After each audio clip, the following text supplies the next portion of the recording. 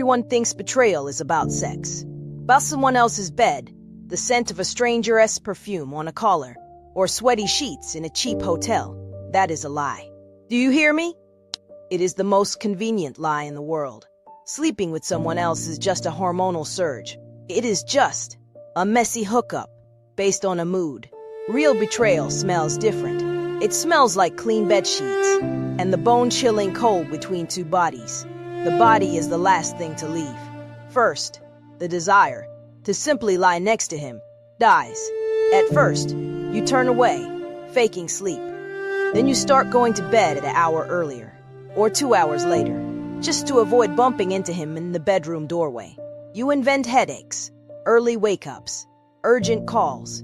You crawl to opposite edges of the bed, like two wounded animals, with a poisonous crack splitting the mattress between you. And there you are, lying in the dark. The shadows press against your chest. You hear his steady, calm breathing, and something terrifying begins to boil inside you. You want to hit him. You want to scream. You want to smother him with that very same pillow. Not because you hate him, no, but because you want to feel any reaction from him. Pain, anger, fear, anything that proves he is still alive and that you still exist for him. But you lie motionless. You count his exhales, and you realize the betrayal has already happened, without witnesses, without bodies. Right here in this room, are two strangers who accidentally ended up in the same bed. And you do not even have the courage to have sex, because sex is intimacy, and all you have left is emptiness. You start catching details that cut like a razor. He does not look you in the eye. Answers faster than he can think. He laughs at his phone screen, but goes silent the moment you walk into the room. You undress in front of him, and he just adjusts the blanket without even lifting his gaze. You reach for his hand, and he tactfully pulls his shoulder away. You are not angry anymore. You do not ask anymore. You just watch as the person who promised to be your world methodically carves you out of his life, without ever getting out of bed. And at some point, you realize the most haunting thing. Betrayal is not when he has someone else. Betrayal is when he is no longer with you, yet he still takes up space on your pillow, when his phone is always face down, when he lingers in the bathroom and you do not hear the water running, but the faint tap, tap, tap of his fingers on a keyboard. You do not pry. You do not check. And that is exactly what suits him best. You have become a stranger in your own apartment. You ration your words because you know they will just fall into the abyss between you and never come back. You speak like polite colleagues in an elevator.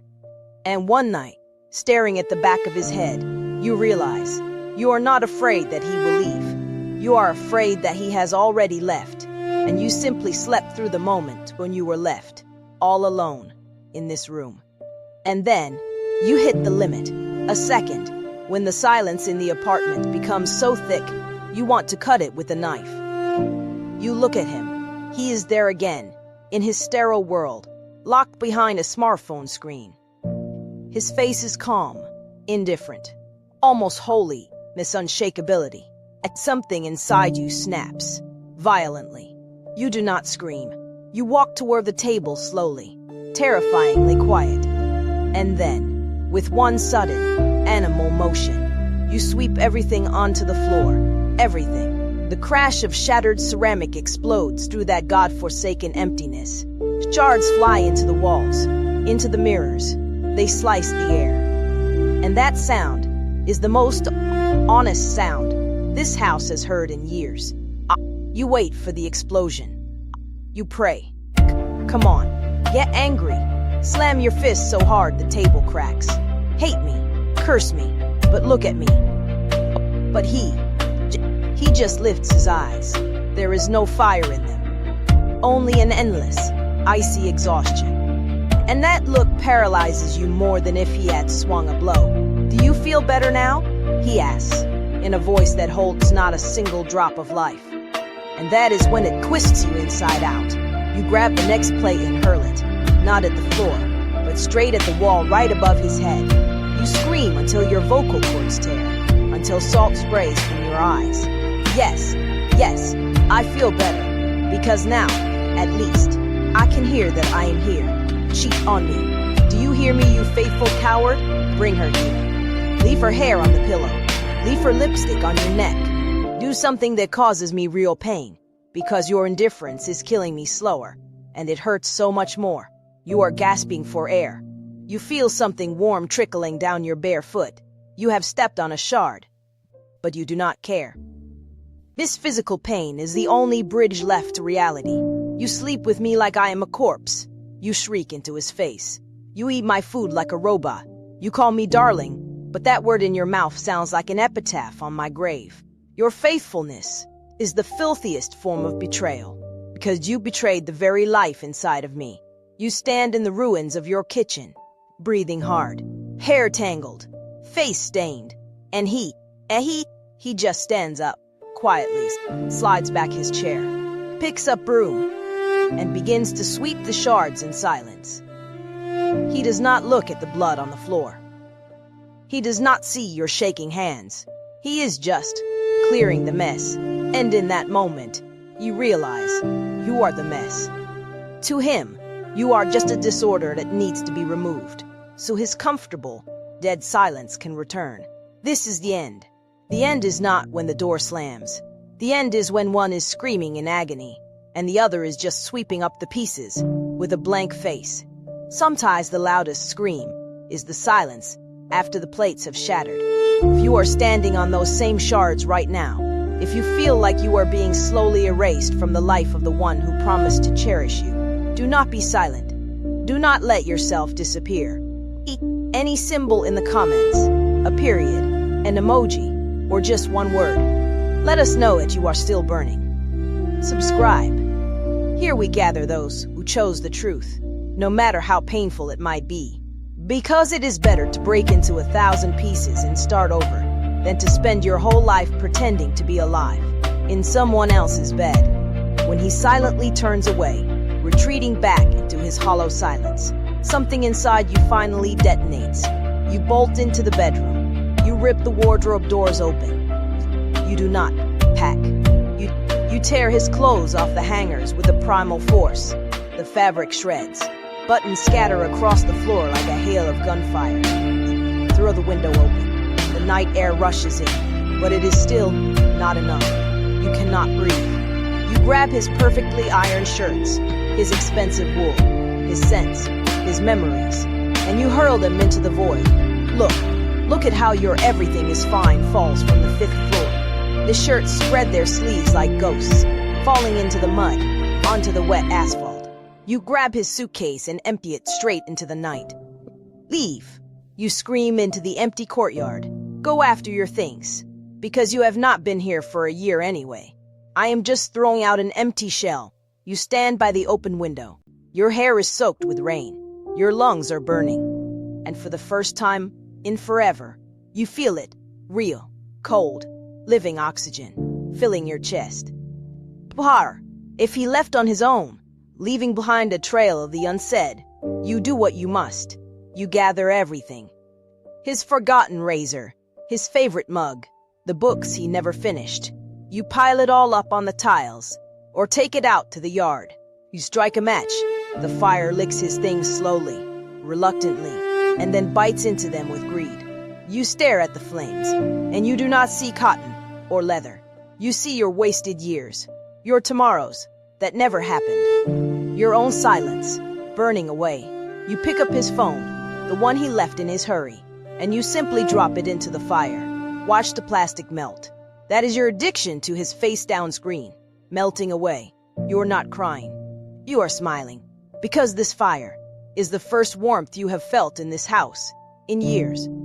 Ferksburg, Streets, and in that moment, when the last thing flies out the window or turns to ash, you finally understand. Betrayal is not the end of the world. It is the end of the lie. You will no longer be faithful to a ghost. You choose yourself. Your rage, your pain, your life, your pain, your life, the trigger. If you are standing at this crossroads right now, If you feel it is time to open that window and release everything that is suffocating you, write in the comments. I choose myself. Let this cry echo around the world. Let it be a signal for everyone trapped in a dead relationship. Subscribe. We are building new lives on the ruins of the old. And believe me, it will be the most beautiful building of your life. The screaming has stopped. The wardrobes are empty. The kitchen is flooded with moonlight, playing off the shards of your past life like tiny, cold stars. You stand in the hallway. You are wearing nothing but a coat thrown over your pajamas, and the keys in your hand have suddenly become unbearably heavy. You look at him. He is still there, sitting in the same spot, with that same broom in his hands, in the middle of the ruins. In this moment, you realize he is not a bad person. He is just empty. You are trying to build a bonfire in an ice cave, where there is not even enough oxygen to breathe. You gave all your warmth to someone who chose to freeze. He lifts his head. There is a silent question in his eyes. Maybe he is waiting for you to cool down, waiting for you to start picking up the pieces with him, waiting for you to apologize for your hysteria. But you simply place the keys on the nightstand. Faint metallic clink sounds louder than all your screaming. It is the sound of a trap finally snapping open. Do you know what my mistake was? You whisper. I thought betrayal was when you leave for someone else. But betrayal is when you stay with me, while loving your own emptiness more than you love me. You open the front door. Behind it lays the night, back fast, terrifying, but so damn alive. You want silence? You turn back one last time. Enjoy it. Now it is here forever. You step out, a single step across the threshold, the click of the lock. And suddenly, you feel it. You do not feel pain. You do not feel guilt. You feel your lungs expanding to an impossible size. You feel the blood beginning to throb in your fingertips. The bed in that apartment, that is his territory now. But the rest of the world is yours. Remember, sometimes walking away does not mean you have lost. Sometimes, closing the door on someone who does not see you is the only way to finally see yourself. Betrayal of the body is healed by time. Betrayal of the soul is healed by nothing. Do not wait for a ghost to move into your bedroom. Leave while you still have enough fire left to light your own way out. Our story in this apartment is over. But your story is just beginning. If you are standing at your own door right now, if you are terrified to take that step, just listen to your silence. If it is poisonous, run. Write in the comments. I am breathing. Let it be a manifesto for everyone who found the strength to escape the icy cage. Subscribe. We are here to make sure no one ever feels like a stranger in their own home again. Guard your light. It is far too expensive to waste it on the dead.